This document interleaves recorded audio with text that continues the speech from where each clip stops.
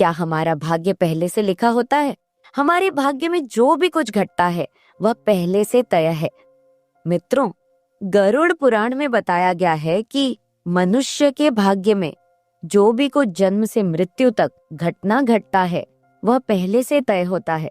मित्रों, मृत्यु और जन्म ही एक ऐसा सत्य है जिसे कोई टाल नहीं सकता है, पर हम यह नहीं जान पाते हैं कि हमारा भाग्य हमारे जन्म से पहले ही लिखा होता है या जन्म के बाद। मित्रों, गरुड़ पुराण में जन्म, मरण और कर्म के बारे में विस्तृत रूप से जानकारी दिया गया है। तो आइए शुरुआत करते हैं गरुड़ पुराण की, उस ज्ञानवर्धक प्रस्तुति की कि मनुष्य का भाग्य कब लिखा जाता है। क्या मनुष्य का भाग्य उसके जन्म से पहले लिखा जाता है या जन्म के बाद? नमस्कार, स्वागत है आपका हमारे इस चैनल पर। मित्रों, गरुड़ पुराण की इस ज्ञानवर्धक प्रस्तुति में आप खो जाएं, उससे पहले हम आपको बता दें कि इस वीडियो को आधा अधूरा देखने की गलती बिल्कुल भी नहीं करें, क्योंकि यह गरुड़ पुराण की ज्ञानवर्धक प्रस्तुति है जो आपके जीवन से जुड़ी हुई है। गरुड़ पुराण के इस रहस्यमय ज्ञान को जानने के बाद आपके जीवन से जुड़ी समस्त लोभ, क्रोध, मोह और दुखों का अंत होगा। मित्रों, भगवान श्री कृष्ण कहते हैं, कभी भी किसी व्यक्ति को गरुड़ पुराण की बातों को आधा अधूरा नहीं सुनना चाहिए, क्योंकि आधा अधूरा ज्ञान हमेशा विष के समान होता है। इसीलिए मित्रों, आपसे यही आग्रह है, आप इस वीडियो को बिना स्किप किए अंत तक जरूर देखिए। साथ ही इस वीडियो को एक लाइक करके चैनल को अवश्य सब्सक्राइब कर लीजिए। और हाँ मित्रों, कमेंट बॉक्स में जय श्री कृष्णा लिखकर ईश्वर को आप अपना आभार व्यक्त जरूर कर दीजिए। इससे आपके जीवन से सभी दुखों का अंत होगा। आइए मित्रों, जानते हैं गरुड़ पुराण में श्री कृष्ण ने बताए हैं कि हर मनुष्य के जीवन में जो कुछ भी होता है वह जन्म से पहले से तय होता है, उसे कोई टाल नहीं सकता है।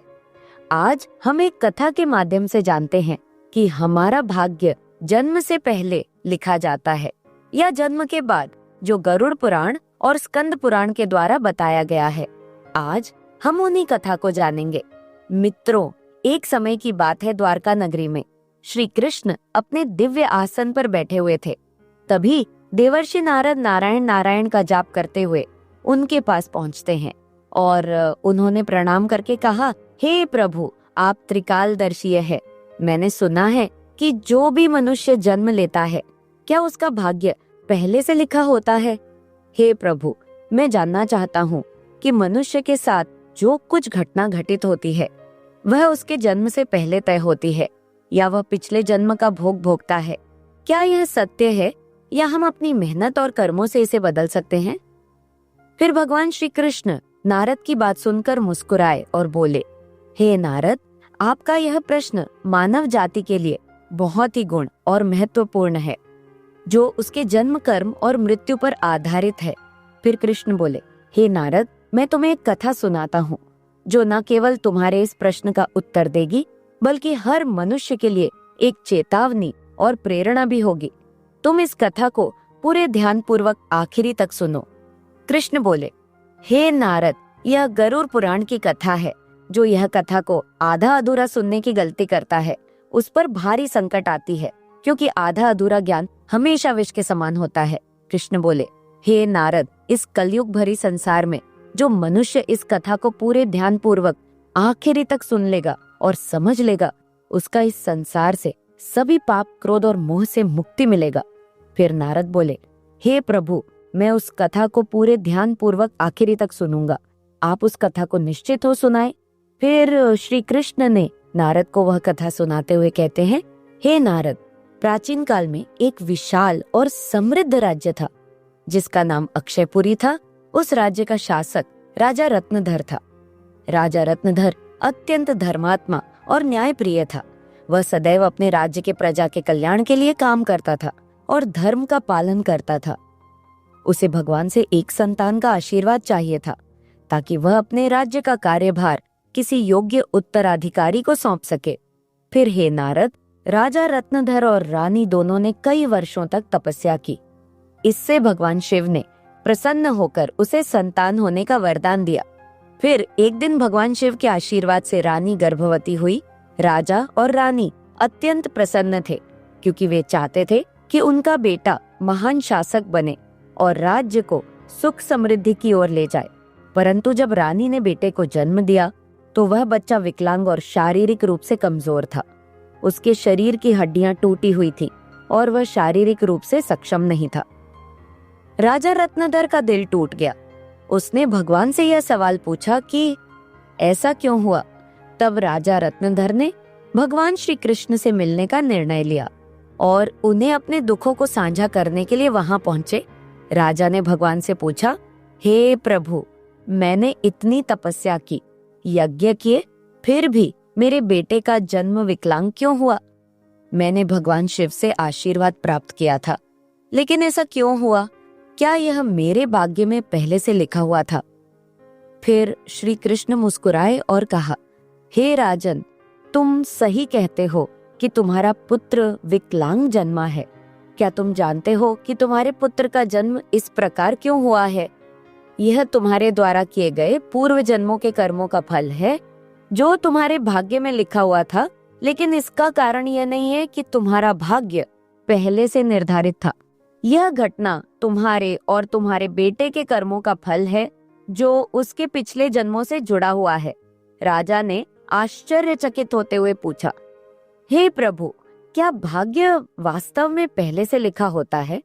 श्री कृष्ण ने कहा, जन्म, मृत्यु और जीवन के उतार चढ़ाव पहले से निर्धारित होते हैं, लेकिन हम जो कर्म करते हैं वह हमारे भाग्य को बदल सकते हैं। जिस दिन तुम्हारे बेटे का जन्म हुआ, उस दिन तुमने एक विशेष संतान का वरदान प्राप्त किया था, लेकिन उस संतान को चुनौतियां मिलना जरूरी था, ताकि वह अपने जीवन में धैर्य, साहस और पराक्रम को विकसित कर सके। लेकिन उसका भविष्य केवल उस समय के कर्मों से नहीं होता है, बल्कि यह तुम्हारे पिछले जन्मों के कर्मों का परिणाम है। श्री कृष्ण ने राजा रत्नधर से कहा, हे राजन, भाग्य और कर्म में बहुत गहरा संबंध है। हमारे कर्म ही हमारे भाग्य का निर्माण करते हैं। यही कारण है कि हमें जीवन में अपने कर्मों को सदैव धर्म और सत्य के मार्ग पर रखना चाहिए। श्री कृष्ण ने कहा, हे राजन, जो कुछ भी तुम्हारे जीवन में घटित हो रहा है वह तुम्हारे पिछले जन्म के कर्मों का परिणाम है। यदि तुम्हारा बेटा विकलांग जन्मा है तो यह उसकी आत्मा के पिछले जन्म के कर्मों का फल है। जब तुम एक पुण्य आत्मा के रूप में जन्म लेते हो तो तुम्हारे जीवन में कठिनाइयां और संघर्ष जरूर होंगे, क्योंकि इस दुनिया में हर आत्मा को कुछ न कुछ कष्ट भोगना पड़ता है ताकि वह अपने पिछले कर्मों को समाप्त कर सके। लेकिन याद रखो, तुम्हारे बेटे के जीवन में जो कठिनाई है वह उसकी परीक्षा है। यदि वह धैर्य और साहस से इन कठिनाइयों का सामना करता है तो वह अपने भाग्य को बदल सकता है। एक दिन वह वही कार्य करेगा जिसकी कल्पना तुमने अपने जीवन में की थी मित्रों। फिर राजा रत्नधर ने पूछा, हे प्रभु, क्या मैं और मेरे पुत्र अपने भाग्य को बदल सकते हैं? श्री कृष्ण ने उत्तर दिया, बिल्कुल, तुम दोनों ही अपने भाग्य को बदल सकते हो। तुम्हारे बेटे के जन्म के समय जो विकलांगता थी वह उसके कर्मों का फल था, लेकिन उसका भविष्य तुम्हारे अच्छे कर्मों पर निर्भर करता है। यदि तुम उसे साहस, धैर्य और आत्मविश्वास से भर दोगे तो वह अपने भाग्य को बदल सकता है। तुम्हारे अच्छे कर्मों के परिणाम स्वरूप वह एक दिन महान बनेगा और राज्य का भार संभालने में सक्षम होगा। मित्रों, फिर भगवान श्री कृष्ण ने आगे कहा, भाग्य एक चक्र के समान है जो कर्मों के आधार पर घूमता रहता है। जब तुम अच्छे कर्म करते हो तो तुम अपने भाग्य को सुखमय बना सकते हो। फिर आगे श्री कृष्ण से राजा रत्नधर ने कहा, क्या भाग्य निश्चित रूप से पिछले कर्मों से जुड़ा होता है? श्री कृष्ण बोले, हाँ, लेकिन उसे बदलने की शक्ति तुम्हारे हाथों में है। यदि तुम अच्छे कर्म करते हो तो वह तुम्हारे भाग्य को भी सुधार सकते हो। साथ ही भक्ति, साधना और सेवा से भाग्य बदला जा सकता है। भगवान की भक्ति से ईश्वर को प्रसन्न करके हम अपने भाग्य को बदल सकते हैं। अगर तुम अपने पुत्र को साहस और आत्मविश्वास से जीवन के संघर्षों का सामना करने की शिक्षा दोगे तो वह अपने भाग्य को बदल सकता है।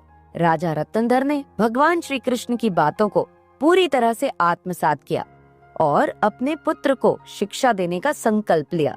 उसने अपने पुत्र को कठिनाइयों के बावजूद साहस और विश्वास के साथ जीवन जीने की प्रेरणा दी।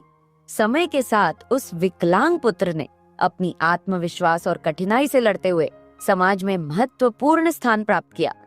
उसकी संघर्ष और साहस ने राज्य में उसका सम्मान बढ़ाया।